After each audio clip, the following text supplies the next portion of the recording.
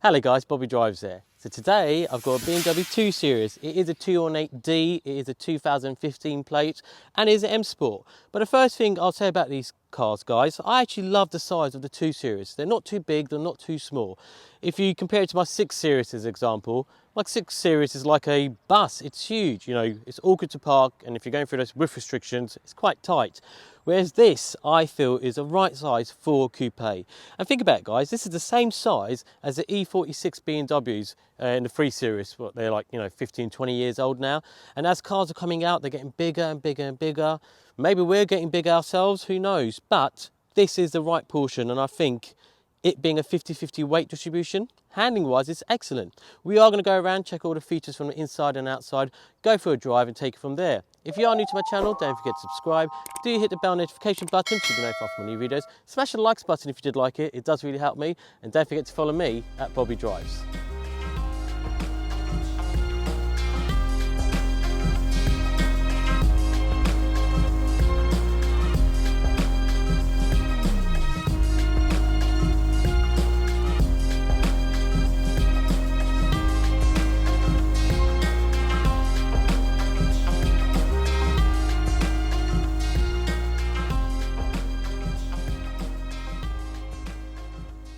So guys, I'll start with giving a brief overview over the 2 Series. And guess what? There's not much to say. This is the first generation of the 2 Series. It came in 2014. This is the 2015 plate. In 2017, I believe is when it got a facelift. And only just now, the new 2 Series has just come out. So that's the second generation. Haven't got much details about it, but we'll keep that for another day.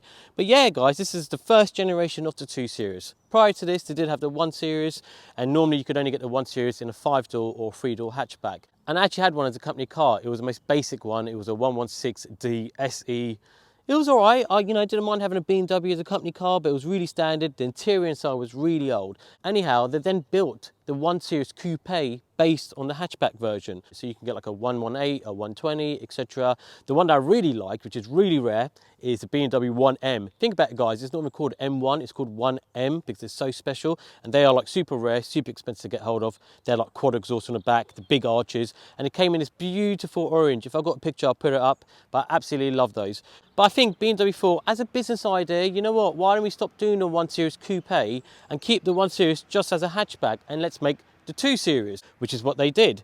And from a business point of view, they kind of got all of the numbers almost. So this became the 2 Series, which is only around for a coupe. Yes, they do the 2 Series Active Tourer, which is like a family car. It's like got 4 doors, a bit of a people carrier. Not going to talk about that because we're talking about the coupe. But yeah, I do think it was a clever idea for BMW to move from the 1 Series Coupe to the 2 Series.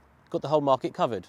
And now we'll move on to the engine variations in the 2 Series. And guys, there's loads. There's pretty much one for all sorts of drivers. So starting with the petrols, you do have a 1.5 litre, which is a 218i, that's got 134 brake horsepower, and we'll park that to the side. Now all of the rest are 2 litres or 3 litres. So continuing on with the 2 litres, you can get a 220i, which has got 181 brake horsepower, then the 228i, which has got about 220 brake horsepower, or the 230i, which has got 245 brake horsepower. And that's quite a good amount of power to squeeze out of that 2 litre. Think about it, guys. Prior to that, you'd get that sort of power from a 3 litre, not 2 litre. So that's quite good. Now we move on to the 3 litres available in the petrol, and they all have an M in front of the digits because it shows that it's more towards an M sort of car. So you've got an M235i, which has got 326 brake horsepower. Don't know if you saw that, guys, that was an M3 convertible behind me. It's just got a beautiful sound, sorry. And then in 2017, the facelift came out, which is an M240i, and that went up to 335 brake horsepower. So think about it, guys, this is not a big car. To have a straight 6-in-air, which produces, what, over 330 brake horsepower, it's quick. Then 0 to 60 around 5 seconds. Then after that, you can move on to the actual M cars. You can get the M2, that's got 365 brake horsepower. Then you've got an M2 Competition, which has got 400 brake horsepower, or the M2 CS, and that's a real track-focused car, super light, super fast, and that's got 444 brake horsepower. And that one will get you 0 to 60 in 4 seconds. The competition would have been 4.2 seconds. The M2 is 4.6 seconds. So yeah, there's loads of petrol variations. But moving on to the diesels, and this is a diesel. Now in the diesels, you only get 2 litres. There's no 3 litres available. So starting with this one, this is a 218D. Now this produces 148 brake horsepower. You can get the 220D, which produces 188 brake horsepower, or you can get the 225D, which produces 245 brake horsepower. And I think, guys, that's actually quite a good engine, because it'll get you 0 to 60 in around the 6-second mark, top speed of 150 miles an hour. So you've got enough power to get you going. Yeah, it's really good on fuel. But going back to this one, like I said, this produces 188 brake horsepower. It's got 236 pounds of torque, meaning this will get you 0 to 60 in 8.9 seconds and a top speed of 132 miles an hour. Best thing is you're meant to get over 65 miles per gallon.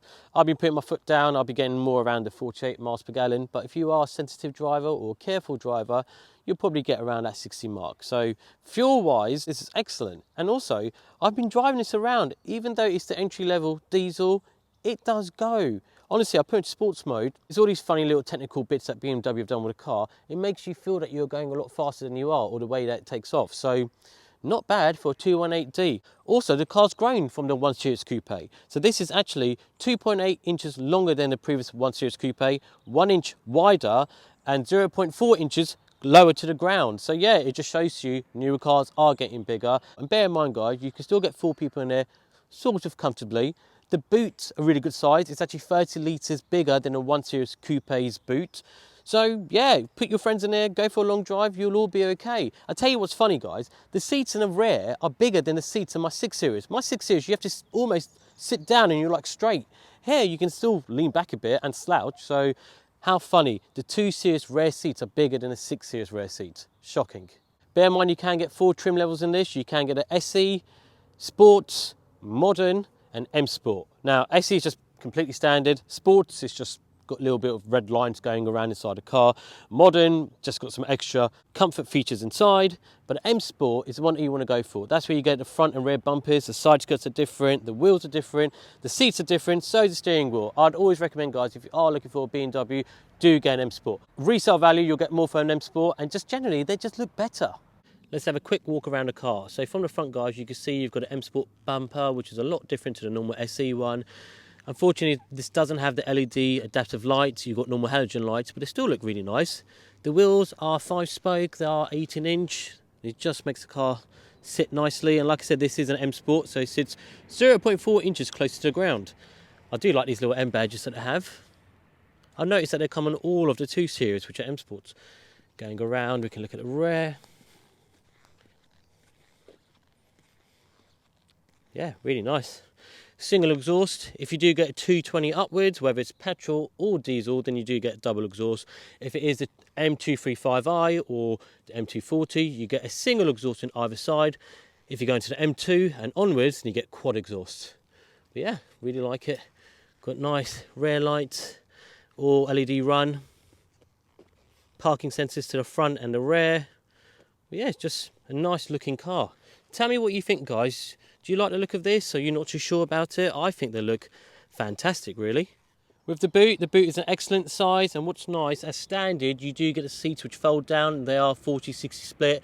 Some of the BMWs you have to pay an extra, but this is standard. The only thing I would say, the entry point to the boot is a little bit narrow, so sometimes it can be a bit awkward, but you can definitely get a nice few suitcases in there, no issues.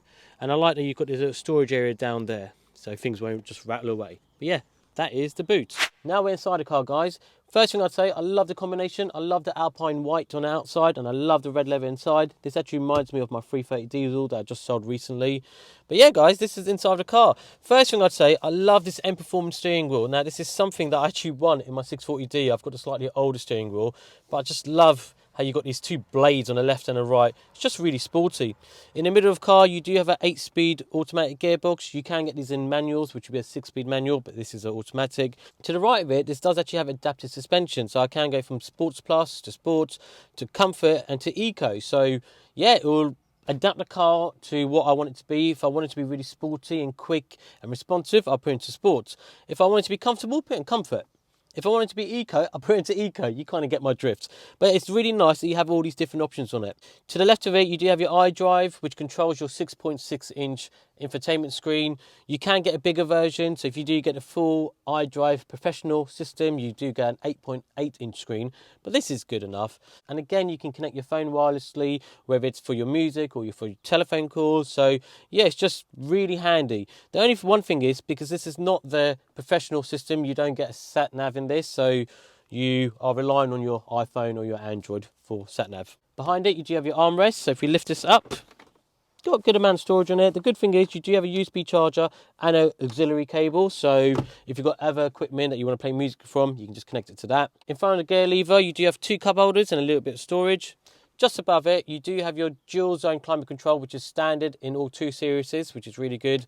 And then you've got your CD player on top of it. And what's really good, guys, you can go from 1 to 8 and just scroll your finger across and it'll tell you what radio station you want to click onto without actually pressing the button. And also you can save these for any shortcuts in the car, whether you want it to be that you've got shortcut going to your audio or going to your parking sensors. You can press this button down and it'll save it. So I'll give you an example. In my 6 Series, if I hold down 6, not even hold it, if I press 6, it goes to my boost gauges. If I press 7, it goes to my service information. If I press 8, it goes to all my audio, whether I want to bring my bass down or up. So it's really good. You've got 8 shortcut keys there. Not many people know about this, but I think that's really good.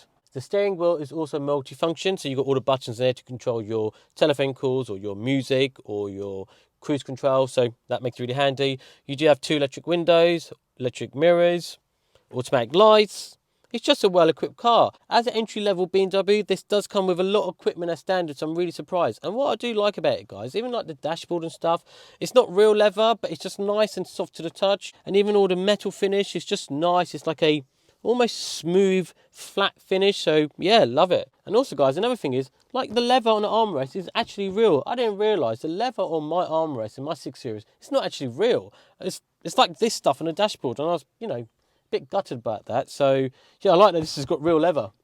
Your speedometer is quite simple. On the left hand side you've got your speed, on the right you've got your rev counter, but what's nice, within those both you have your petrol gauge and you have your miles per gallon gauge. Underneath it you do have a little screen which will tell you what your miles per gallon are, what temperature is outside, what your miles are. So it's just, you've got a little infotainment screen just there too. And surprisingly, the storage on this car is excellent for the size of the car.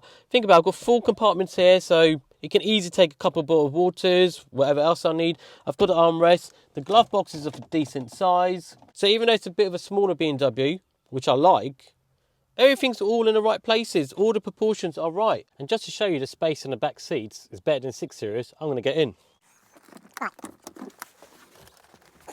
Now I hope you can still see me from there, but I've actually got really, really good amount of space in the back. Definitely bigger than a 6 Series, and like I said, this is a 2 Series, so if you are going a long trip with you and your mates, this is excellent. I'm going to put the seat back, guys, and don't forget, I haven't moved this seat all the way to the front to give me enough space in the back.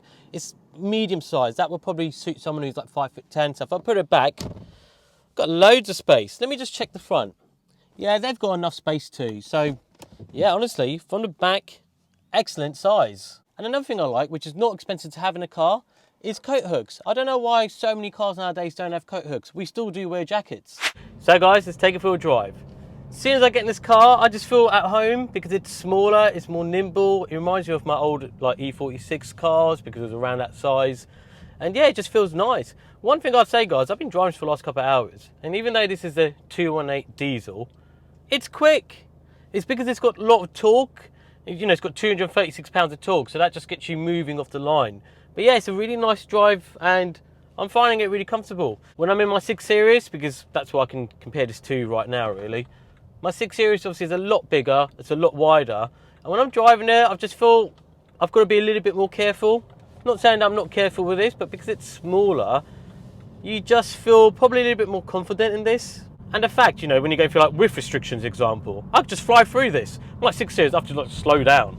Another thing I like about this car, the steering wheel is smaller than mine. On my 6 Series, the steering wheel on it is like a bus. It's massive. This has got a nice small steering wheel. It's actually the upgraded and performance steering wheel, and I just love it.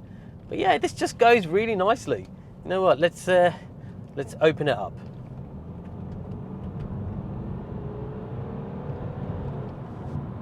honestly, for the entry line diesel for this 2 Series, I'm very surprised. So guys, if you are looking for one of these and you feel like, you know, maybe they're a bit underpowered, they're not really. They're good enough.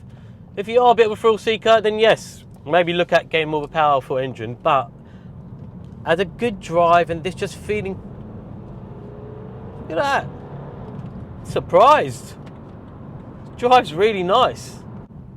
And do you know what? I can definitely throw this more than my 6 Series. You can definitely throw this more. Don't know why, it's just, whew. I do want to get the M240 on this, because after driving this just feels lovely. So anyone's got M240 or even better an M2, give it to me, because yeah, that's what I really want to drive. But this is just really good. It's smooth, it goes around corners very well. I'm really sorry that you can't see me because of that sun, or the, you know, the sunlight coming in. But there you go, that's a bit better. Well, if I put my head here, that's better. But yeah guys, just to summarise on this, it is very smooth. It's amazing on fuel. Let me just check. So right now, and I have been flooring it, don't forget. So BMW do say that you'll get about 60 miles per gallon or just over that. Right now this is saying 48 miles per gallon, but I have been putting my foot down. So if I drove this very sensibly, yeah, you would get good fuel like this. But you know, I'm just putting my foot down again. I haven't even hit kick down and it just goes. Never underestimate a diesel. So guys, we're standstill now. I've got it in sports. Let's floor it.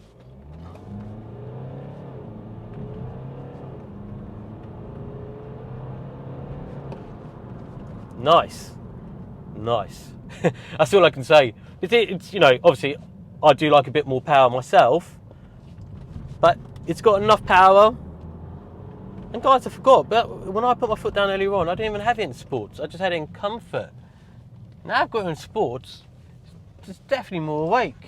I can definitely feel the steering wheel's just got a little bit heavier. The accelerator or the throttle's more responsive.